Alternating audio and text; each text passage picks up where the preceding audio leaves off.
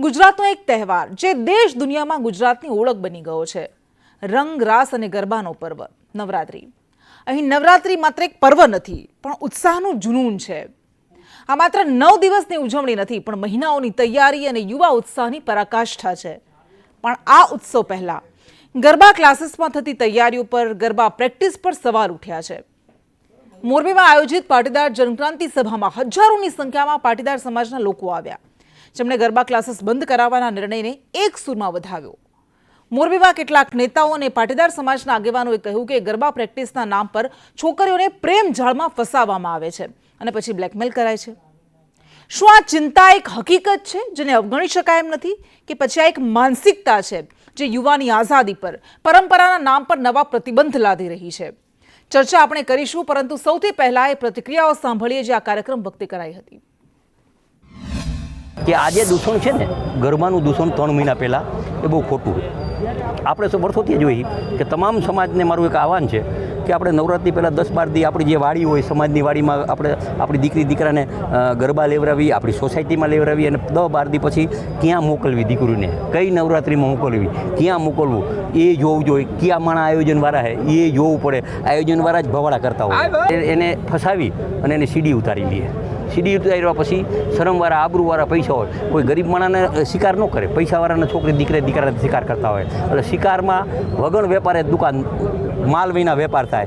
એક સીડી ઉતારે કરોડ, 2 કરોડ, 5 કરોડ, મારા પાસે 5-5 કરોડની રાવ આવી છે ભાઈ, એવી રાવ આવી. અને પાછા દેવરાવ માટે હું મથું જ છું. અત્યારે જે મથું છું ને એ 602 નથી અને મારી સીડી. કેમ કે બધી છોકરીઓ ગરબા ક્લાસીસમાં જતી હોય છે પણ એના ઘરે એટલી ખબર નથી હોતી કે અહીંયા જાય છે તો એના પડદા પાછળ બીજા પણ અલગ અલગ જે આવા કૃત્યો થઈ રહ્યા છે, જે આપણને આજે જાણવા મળ્યું કે આવા સામાજિક દૂષણોનું કામ એનું કામ કરતા જ હોય છે એમ.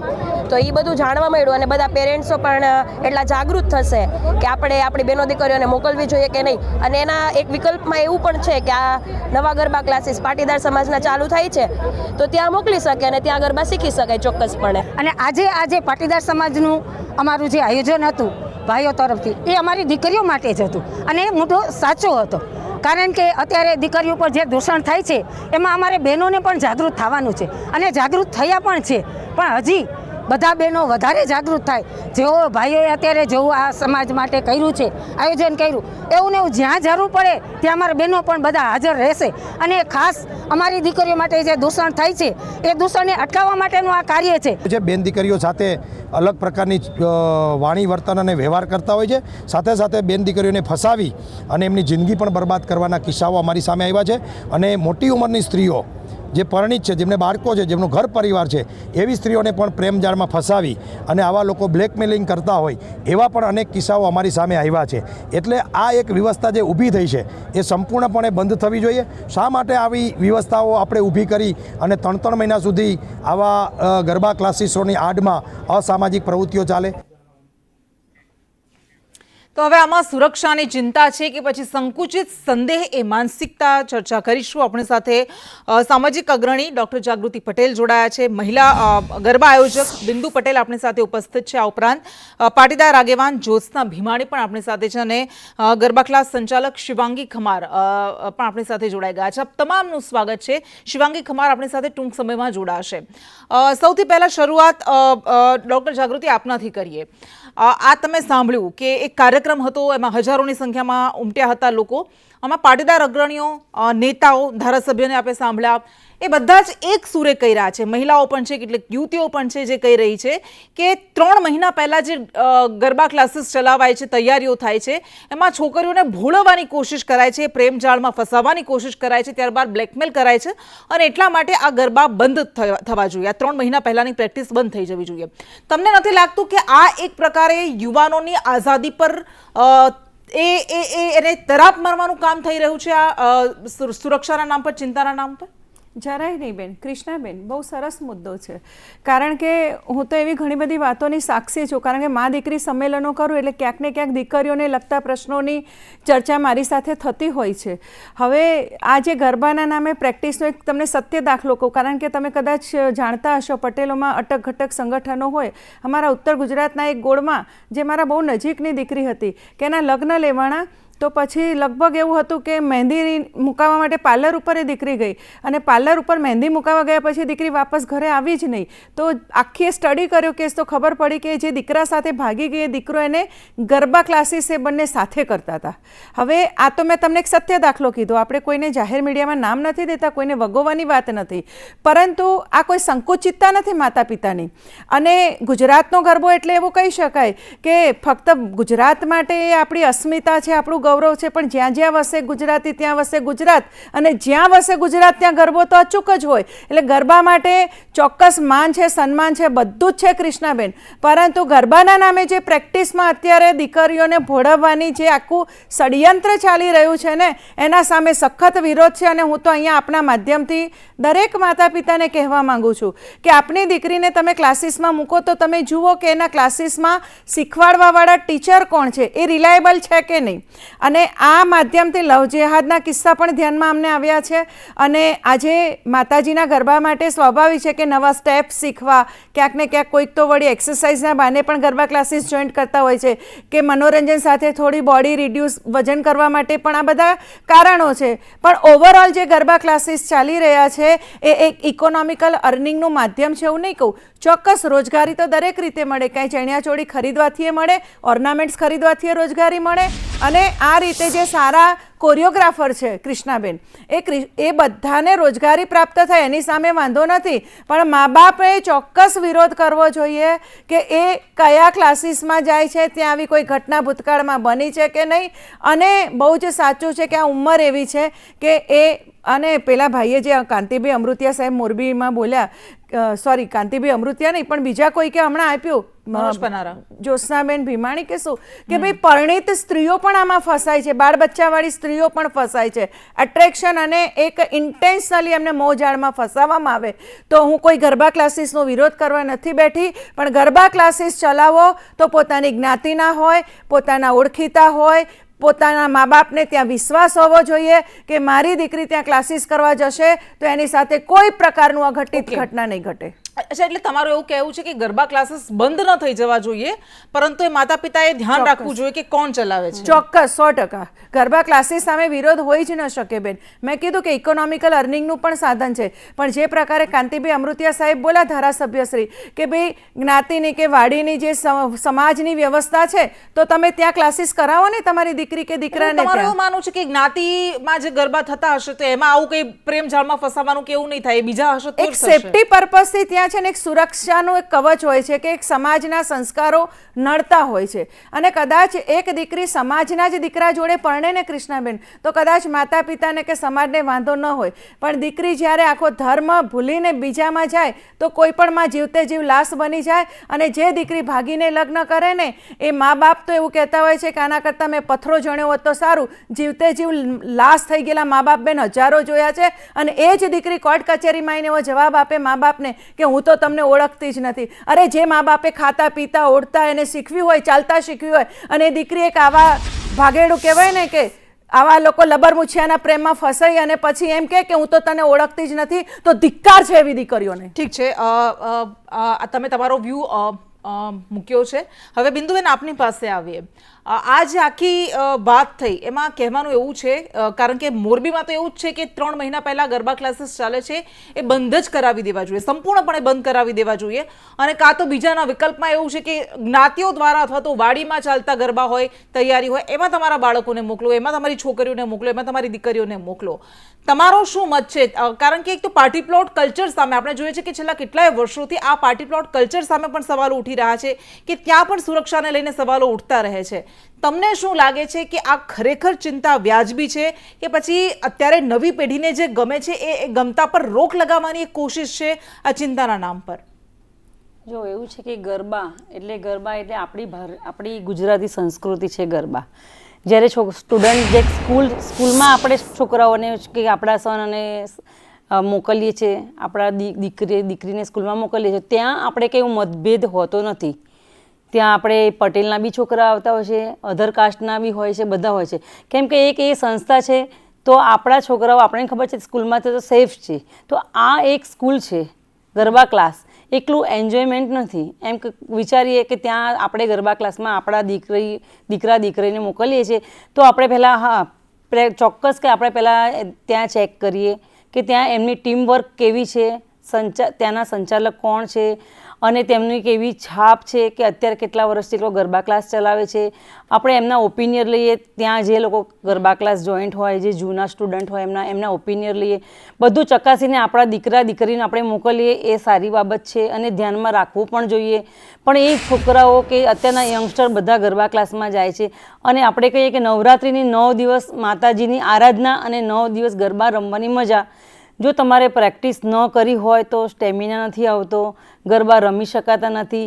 એ ઘણા બધા કારણો છે કે લેડીઝ આખો દિવસ ઘરમાં બિઝી રહે છે, સાંજે ફ્રી પડે છે કે દીકરા દીકરીનું ટ્યુશન, સ્કૂલ, એમનું જમવાનું, હસબન્ડનું જમવાનું બધું ઘરમાંથી ફ્રી થઈ અને એ લોકો રાત્રે કે ચલો ગરબા ક્લાસમાં જોઈન થયા છે તો આપણે થોડીક નવા ફ્રેન્ડ્સ બનશે, આપણે થોડી એક્ટિવિટી રહેશે, નવા માણસોને મળીશું તો આપણે થોડી વિચારોની આપલે થશે, ઘણું બધું નવા લોકો જોડે ઓળખાણ થશે, નવું જાણવા મળશે અને પ્લસ કે આપણે થોડી એક્સરસાઇઝ બી થશે. એવા પર્પઝથી બી ઘણા લોકો જોડાય છે અને એ સક્સેસફુલ છે. મને તો આમાં કંઈ વાંધો લાગતો નથી. હા, એટલું ખબર કે ગરબા ક્લાસ તમારા દીકરા દીકરીઓ ક્યાં જાય છે, કેવી જગ્યાએ જાય છે, ત્યાંનું ટીમ વર્ક કેવું છે એ તમે ચોક્કસ ધ્યાનમાં રાખો. પણ એ ગરબા ક્લાસ આપણે ઇકોનોમિક્સ જોઈએ છે કે એમાં ફાયદો છે અને ગરબા ક્લાસ કરવાથી ઘણા બધા બીજા બધા પણ ફાયદા છે કે આજે નાના સ્ટુડન્ટ ઘણા લોકોને એક્ટિવિટી જે લોકો બોડીમાં હોય છે એ લોકોએ એક્સરસાઇઝ કરવાનો ટાઈમ, ઓફિસને એવી જોબ હોય છે તે લોકોને ટાઈમ મળતો નથી તો સાંજે 9 થી 10 ચલો 1 કલાક જઈ આવીએ તો આપણે થોડીક એક્સરસાઇઝ બી થઈ જશે. અને ઘણા બધાને નવરાત્રિના ગરબા ક્લાસ પછી જે લોકોને આપણે કહીએ કે જે લોકો ગૃહ ઉદ્યોગ જે ઘરમાં બનાવતા હોય છે કે ભરતકામ કરતા હોય, કાપડનું કામ કરતા હોય, જ્વેલરી હોય, એ બધાને એક સ્પેસ મળે છે કે આ ગરબા ક્લાસમાં હું કંઈક કામ કરું છું તો ચલો ત્યાં હું લઈને જઉં તો મારું બી કામ થશે. ઘણા બધા લોકો લેવાવાળા હોય છે તો એ રીતે પણ એમને ઘણો બધો ટેકો મળતો હોય છે. એટલે મારી વિચારણા પ્રમાણે કે ગરબા ક્લાસ થવા જોઈએ, એને પણ બંધિશ નથી, પણ તમે ધ્યાન રાખવું જોઈએ. તમારે ધ્યાન રાખવું જોઈએ કે ટાઈમ 9 વાગ્યાનો છે, દીકરી 10 વાગે હજુ આવી નથી તો તમે ધ્યાન રાખો કે તું ક્યાં છું. અને પ્લસ ચોક્કસ સંચાલકના સંપર્કમાં રહેવા જોઈએ કે મારા દીકરા દીકરીને કંઈ પણ તકલીફ હોય કે લેટ આવે તો તમે ધ્યાન રાખો. તમે તો લેડીઝ છો પણ જેન્ટ સંચાલક હોય, જેન્ટ સંચાલકમાં અમુક છોકરાઓ શીખવાડતા હોય છે, યંગસ્ટર્સ શીખવાડતા હોય છે. અમે જોયું છે, કેટલાય વિડીયોઝ જોઈએ છે કે છોકરાઓ છોકરીઓને શીખવાડતા હોય તો એવા ક્લાસમાં તો કેવી રીતના ધ્યાન રાખવું અમારે? પણ એવું કેમ માનવામાં આવે કે છોકરાઓ શીખવાડે છે તો એમની માનસિકતા ખરાબ જ હશે? ના, 90% કેસમાં એવું હોય એવું અમે નથી કહેતા, પણ જે 10% કિસ્સા બને છે ને એ આ જ કિસ્સા બનતા હોય છે. અને મેક્સિમમ તમે કદાચ ગાયનેક હોસ્પિટલોમાં બી તપાસ કરશો ને તો આ પછીના જે કહ્યું કે એ બેકગ્રાઉન્ડ તપાસો તમે કે કોણ શીખવાડે છે, એમનું ચરિત્ર કેવું છે, એ બધું ચકાસીને પછી તમે મોકલો. પણ એવું નથી કે કોઈ પુરુષ શીખવાડે છે, કોઈ છોકરો, યુવાન છોકરો શીખવાડે છે એટલે ગંદી નજરથી જ શીખવાડતો હશે, ગંદી માનસિકતા સાથે જ શીખવાડતો હશે. તમને નથી લાગતું કે આજે દખ્યાનું શીખ્યા છે એમાંથી પણ બહાર આવવાની જરૂર છે? 100% સાચી વાત છે. 100% સાચી વાત છે. હું એક લેડીઝ છું, હું 15 વર્ષથી છેલ્લે ગરબા ક્લાસ ચલાવું છું અને મારું સંચાલક એટલું સરસ કડક અને મારા શીખવાડવાળા ઓનલી સ્ટુડન્ટ 15 છોકરાઓ જ છે અને એ મારા અંડરમાં હોય. એ લોકો શું કરતા હોય, શું નહીં, કોની સાથે વાત, બધું જ મારું ધ્યાન હોય.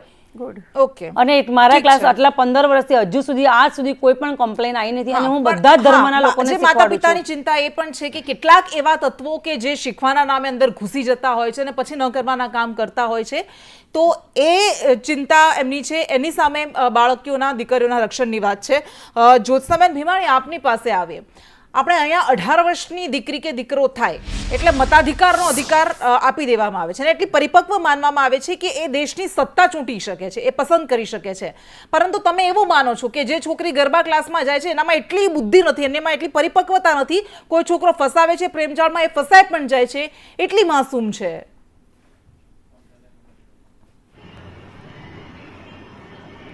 જય ઉમિયાજી, નમસ્તે બેન. તમે જે વાત અવાજ આવે છે? હા જી, બિલકુલ.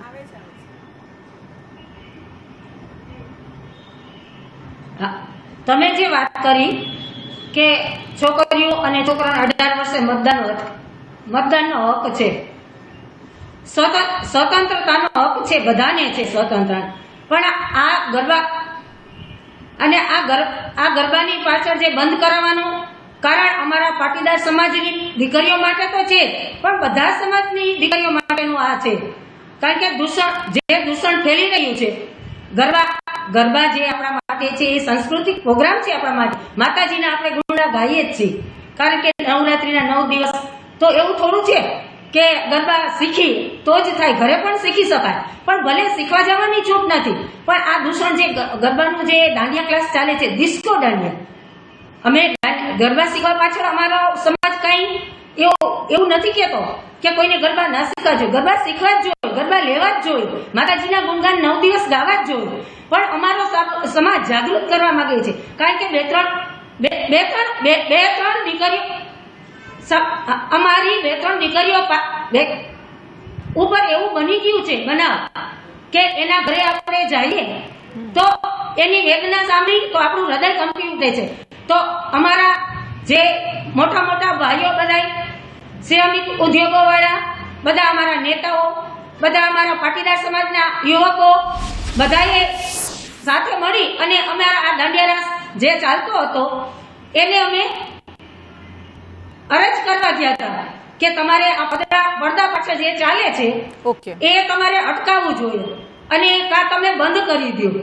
તો એ લોકોએ ત્યારે સારો જવાબ આપ્યો અને પછી એને જ કીધું કે કલેક્ટરને આવેદનપત્ર આપી અને એમાં લખ્યું કે લુખ્ખા તત્વ.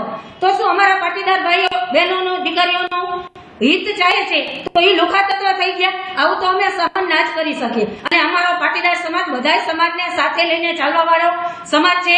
અમારો સરદાર પટેલનો સમાજ છે, અમારો લોહીવાળું, અમારું પાણી લોહીદાર છે. પણ આવું દૂષણ દીકરીઓ સાથે તો એ તો અમે નહીં જ ચલાવી શકીએ. માટે અમે ગરબાના વિરોધી નથી. ગરબા કરાવો, દીકરીઓનો અલગ પાઠ કરાવો, દીકરાઓનો અલગ પાઠ કરાવો, એના ટ્રસ્ટી જોડે ધ્યાન રાખે. હા, પણ આજ કે તમને તમારી દીકરીઓ પર એટલો વિશ્વાસ નથી કે તમે એવું કહો છો કે દીકરા અને દીકરીઓ સ્કૂલમાં પણ બાળકો સાથે ભણે છે, કોલેજમાં સાથે ભણે છે, પણ તમે એવું ઈચ્છો છો કે ગરબામાં બંને અલગ અલગ હોય, કારણ કે વિશ્વાસ નથી, એ ભોળવાઈ જશે. ઠીક છે, આપે આપણો વ્યૂ વ્યક્ત કર્યો છે. શિવાંગી ખમાર પણ આપણી સાથે જોડાયેલા છે, ગરબા ક્લાસ સંચાલક છે. શિવાંગીબેન, આ તમે સાંભળ્યું કે કેટલાક એવા ક્લાસીસ છે કે જેમાં આવી રીતે કેટલાક લુખ્ખા તત્વો અથવા તો કોઈક આવા ઘૂસી જાય છે જે પોતાની આઈડેન્ટિટી પણ છુપાવી દેતા હોય છે અને એમની એવી ચિંતા છે માતા પિતાની. અને આ આખો જે કાર્યક્રમ થયો એમાં જે વાત મૂકવામાં આવી કે કેટલીક દીકરીઓને ભોળવવામાં આવે છે, પ્રેમજાળમાં ફસાવવામાં આવે છે અને પછી બ્લેકમેલ કરવામાં આવે છે, એમના વિડીયો એવા ઉતારવામાં આવે છે અને પછી માતા પિતા પાસેથી લાખો કરોડો રૂપિયાની ખંડણી માટેની કોશિશ કરવામાં આવે છે. અને એ એક કારણ છે કે તેઓ આવી વાત મૂકી રહ્યા છે. તમને લાગે છે કે આને લઈને કંઈક ઉપાય હોવો જોઈએ? 100% આ જે ઘટના તમે વ્યક્ત કરો છો કે આવું ઘણું બધું થઈ રહ્યું છે એટલે માતા પિતાનો આક્રોશ હોય, સમાજનો આક્રોશ હોય, એ બહુ વ્યાજબી વસ્તુ છે. હવે દરેક પરિસ્થિતિનું કંઈક સોલ્યુશન હોઈ શકે, એના માટે તમે આખી કમ્યુનિટી કે જે સંસ્થા ગરબા ચલાવી રહી છે એને આક્ષેપ ના કરી શકો. મારું તો એવું માનવું છે કે સંચાલકોએ જવાબદારીથી ક્લાસ ચલાવવા જોઈએ. અમે પોતે ગરબા ક્લાસ ચલાવીએ છીએ તો અમે ઘણું ધ્યાન આપીએ છીએ કે અમારા ત્યાં ગરબા શીખવા આવે છે એ લોકો વ્યવસ્થિત પરિવારમાંથી આવે છે, એ લોકોની હરકતો વ્યવસ્થિત છે કે નહીં. અને અમે જ્યારે પણ એડમિશન પણ આપીએ ત્યારે અમે કહીએ છીએ કે દરેક છોકરા છોકરીઓને એટલું માર્ગદર્શન આપવાનો ટ્રાય કરીએ છીએ કે તમારી પોતાની સિક્યોરિટી તમારી જવાબદારી છે. અને અહીંયા દરેક અલગ અલગ વ્યક્તિ આવે છે, અલગ અલગ માહોલમાંથી આવે છે. કઈ અજાણી વ્યક્તિ જોડે કેટલું કોન્ટેક્ટમાં આવવું એ તમારે નક્કી કરવાનું છે. અને બને તો બહુ સંપર્કમાં ના રહેવું ક્લાસ પત્યા પછી. અમારા ત્યાં આવે છે બધા સારા જ છે, પણ તો પણ અમે ઓલવેઝ એવું ધ્યાન રાખીએ છીએ કે છોકરા છોકરીઓ અને બધાને એક સિક્યોર વાતાવરણ મને માતા પિતા અમારા ત્યાં મોકલે છે તો એક જવાબદારી આવે છે સંચાલકોની કે એમના ત્યાં શીખવા આવતા દરેક સ્ટુડન્ટ સેફ અને સિક્યોર રહે. બિલકુલ. એટલે આમાં માતા પિતાએ પણ એ બાળકો સાથે સંવાદ પણ સ્થાપિત કરવો જોઈએ કે જો કોઈ છોકરો કે કોઈ એવો વ્યક્તિ તારી સાથે અસભ્ય વર્તન કરે છે તો આવીને મને કે. એટલે એ પ્રકારનો એક સંવાદ, એ પ્રકારનું મૈત્રીપૂર્ણ વાતાવરણ પણ ઊભું કરવું જોઈએ કે જેના કારણે છોકરી એમાં ફસાઈ ન જાય આપણે એવું જ પહેલાં તો બાળકીઓને કે દીકરીઓને પરિપક્વ બનાવે કે એને સાચા ખોટાનું ભાન પડે. આપણી પાસે બહુ ઓછો સમય બચ્યો છે, પણ આપણે એક કન્ક્લુડિંગ રિમાર્ક્સ લેવા ઈચ્છીશું. જાગૃતિબેન, તમને લાગે છે કે આમાં સમાજના દાયરાઓને બાજુમાં મૂકી દો, જ્ઞાતિના દાયરાઓને બાજુમાં મૂકી દો, છોકરા છોકરીઓને અલગ અલગ રાખવા જોઈએ, એ જે પહેલેથી જ સંકુચિત માનસિકતા દાયકાઓથી ચાલતી આવી છે એને બાજુમાં મૂકી દો, પણ એકમાત્ર વાત એ હોવી જોઈએ કે સુરક્ષાને ધ્યાનમાં રાખો અને એના માટે માતા પિતાએ પણ પ્રયાસ કરવો જોઈએ, દીકરીઓએ પોતે પણ પ્રયાસ કરવો જોઈએ અને સંચાલકો, ગરબા ક્લાસના સંચાલકોએ પણ પ્રયાસ કરવો જોઈએ. એ મુદ્દો હોવો જોઈએ. જી કૃષ્ણાબેન, આપે બહુ સરસ વાત કરી કે સૌથી મોટું આના માટે હથિયાર હોય ને તે કોમ્યુનિકેશન છે. કે માતા પોતાની દીકરીને જ્યારે ક્લાસીસમાં મૂકે છે ત્યારે આપણા બેને બહુ છેલ્લા જે વક્તા છે ખમાર બેને બહુ સરસ કીધું કે અમે એક ક્લાસીસના એક માલિક તરીકે અમે પણ બહુ ધ્યાન રાખીએ છીએ. તો આ વસ્તુ બહુ મહત્ત્વની છે કે ક્લાસીસ ચલાવતા હોય એને ફક્ત ને ફક્ત ઇકોનોમિકલ અર્નિંગ ઉપર ધ્યાન ન રાખવું જોઈએ, પરંતુ કોઈકના સંતાનની પણ ચિંતા કરવી જોઈએ. જો દરેક સંચાલકો આ રીતે આવનારા એમના જે શીખવા માટે આવતા દીકરા દીકરીઓની ચિંતા કરશે ને તો કદાચ આપણે આમાં ઘણો ઘટાડો કરીએ. માતા પિતાની જાગૃતિ સૌથી મહત્વની છે અને સૌથી જો કંઈ મહત્વનું હોય તો દીકરી પોતે એક એની બોર્ડર લાઈન, એક લક્ષ્મણ રેખા યાદ રાખે અને પોતે ગરબા શીખે તો હું માનું છું ત્યાં સુધી આમાં ઘણું ખોટું થતું આપણે અટકાવી શકીએ. બિલકુલ, એ કેળવણી વાતાવરણ પણ ઊભું કરવું જોઈએ કે જેમાં એને ખબર પડે કે સાચું શું છે, ખોટું શું છે. ખૂબ ઓછો સમય છે બિંદુબેન, થોડા શબ્દોમાં. જો આપણે ગરબા ક્લાસમાં દીકરા દીકરીને મોકલીએ છીએ તો કેવી જગ્યાએ મોકલીએ છીએ, કોણ એના સંચાલક છે, ત્યાંના રૂલ્સ કેવા છે અને રૂલ્સ આપણા દીકરી અથવા દીકરીઓને એને તૈયાર કરવા પડે કે ક્લાસીસના રૂલ્સ પ્રમાણે તમારે ચાલવું પડશે. આટલા વાગ્યાનો ટાઈમ છે તો આટલા વાગે જાઓ, આટલા વાગે છૂટીને નીકળી જાઓ, તો આપણા ઘરે આવતા ડિસ્ટન્સ આટલો છે તો આટલી મિનિટ થાય, તો તમે 10 મિનિટ પણ લેટ આવ્યા તો આપણે પૂછીએ કેમ લેટ થયું. બધું થોડું ઘણું પેરેન્ટ્સ બી ધ્યાન રાખે અને સ્ટુડન્ટને બી આપણે પેરેન્ટ્સ દીકરા દીકરીને બી સમજાવીએ અને ત્યાં થોડા સંચાલક બી ધ્યાન રાખે છોકરા તો કોઈ વાંધો આવે એવો નથી લાગતો મને. એટલે મને એમ લાગે છે કે આપણે જનરેશનને જ આખું બ્લેમ કરવાની જગ્યાએ એ સમજવું જોઈએ, કારણ કે એવું નથી કે આજની પેઢી ખરાબ જ છે, એનામાં બુદ્ધિ જ નથી, પરિપક્વ જ નથી, કારણ કે આપણે જ્યારે યંગ હશું ત્યારે આપના વિશે પણ એવું જ વિચારાતું હશે. એટલે અને એમને બી મોજ શોખ કરવા હોય, એમને બી ઘરની બહાર નીકળવું હોય સમય પ્રમાણે. પણ જે જનરેશન ગેપ છે એને પૂરવાની કોશિશ થવી જોઈએ, સારી રીતે પોઝિટિવલી થવું જોઈએ. ઠીક છે, આ બધા જ સમય ઓછો છે આપણી પાસે, એટલે આપ તમામ અમારી સાથે જોડાયા, આપનો ખૂબ ખૂબ આભાર. નમસ્તે. અને એટલા માટે આ ચિંતા પણ છે, પરંતુ ક્યાંક ક્યાંક સંકુચિતતા પણ શબ્દોમાં દેખાય છે. એકમાત્ર લક્ષ્ય એ હોવું જોઈએ કે બાળકો ગરબા રમે, એની તૈયારી કરે, પરંતુ એ સુરક્ષા સાથે થાય.